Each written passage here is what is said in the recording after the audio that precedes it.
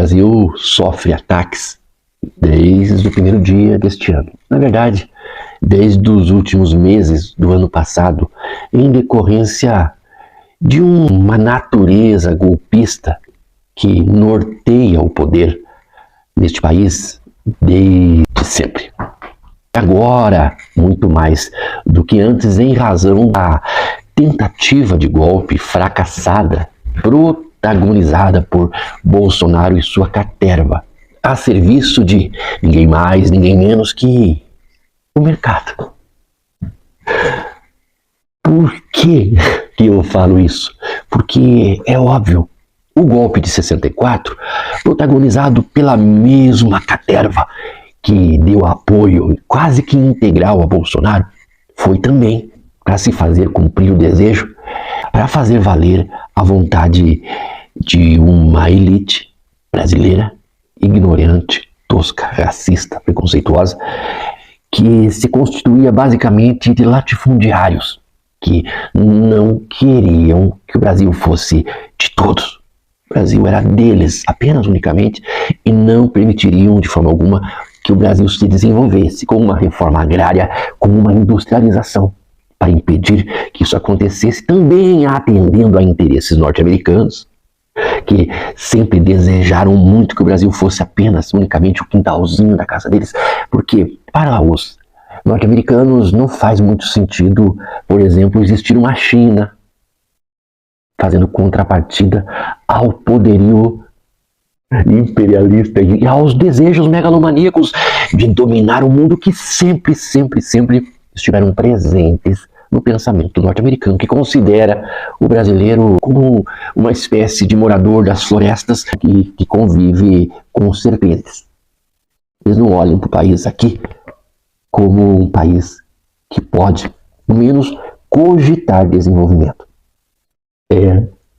A ex-colônia de Portugal virou colônia norte-americana faz muito tempo. E o primeiro golpe foi nesse sentido. O primeiro não, um dos sucessivos golpes que o Brasil foi construído em cima do golpe. Existem leis, existem regras, existem regimentos, mas existe uma elite que está acima das leis, acima das regras, acima dos regimentos, que amparou o Bolsonaro durante todos as suas atitudes escabrosas, escancaradamente maléficas à população. Não houve nenhuma revoltinha do mercado, por exemplo, quando as pessoas estavam morrendo às milhares ao dia em decorrência da negligência.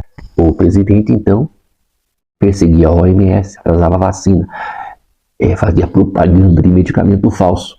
Era um agente ativo no sentido de possibilitar a mortandade, não apenas pelo que se viu em Manaus, a falta de oxigênio, quando havia doação de oxigênio de fora e ele nem se prestou a mandar um avião da FAB para buscar esse oxigênio, porque eles resolveram fazer uma experiência em Manaus.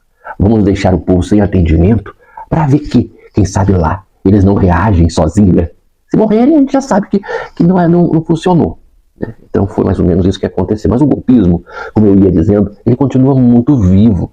O Brasil está sujeito a golpes o tempo todo. E o povo ignorante, a grande massa, ela é usada o tempo todo como aquilo que o próprio Bolsonaro já disse, idiotas úteis. Tanto que aqueles bovinos que atenderam ao som do berrante e correram todos... Isso é trombeta, né? O berrante é outro som, mas independente disso, aquele que fez soar o berrante fugiu para os States. E os bovinos invadiram Brasília como animais irracionais, cagaram por tudo, quebraram tudo e gritaram, vociferaram no celular, assinando atestado de burro e também reunindo contra si provas. Porque o ego, o desejo de aparecer nas imagens internetianas como aqueles que revolucionaram o Brasil, enquanto o seu rei do gado cagão, covarde e medroso estava onde mais, onde menos, nos States, para que de lá viesse novamente e assumisse o seu posto como o grande herói que derrotou os comunistas. Comunistas deste comunismo que nunca existiu. Na verdade, o que existiu foi socialismo, que acabou no início dos anos 90 com o fim da União Soviética, cujo marco, cujo símbolo maior foi a queda do Muro de Berlim. Óbvio que todo mundo viu todo mundo soube a comoção, principalmente na Alemanha, das famílias se reencontrando. É um grande símbolo do fim de uma era, que eles, toda vez que querem usar a grande massa como força de manobra, ressuscitam esse inimigo, para que então possam, por meio do medo, despertar a irracionalidade do ódio nas pessoas e mobilizá-las segundo os interesses desta meia dúzia de golpista vagabundo que não se submete às leis, pessoas que não podem ser presas no mercado. E diz assim, não, nós não queremos mais Lula. Não deu para tirar por meio do golpe, nós vamos tirá-lo por meio da coerção. Sempre foi assim, hein? O presidente que não dançou conforme a música deles era tirado, de uma forma ou de outra.